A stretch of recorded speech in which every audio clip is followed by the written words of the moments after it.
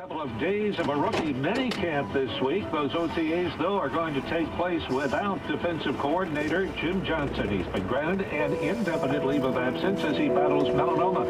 Johnson had coached during a mini-camp earlier this month using a motorized cart. In a written statement, Coach Andy Reid said that he and Johnson both agreed that he needed to concentrate all of his efforts on his recovery. Handling the defense in Johnson's absence, secondary coach Sean McDermott. The Eagles have signed a couple of rookie free agents, including Temple quarterback Adam DeMichael. Also signed defensive tackle Gervonta Jackson, who is a brother of Eagles center Jamal Jackson. Raul Ibanez, the offensive ringleader for the Phillies. He's been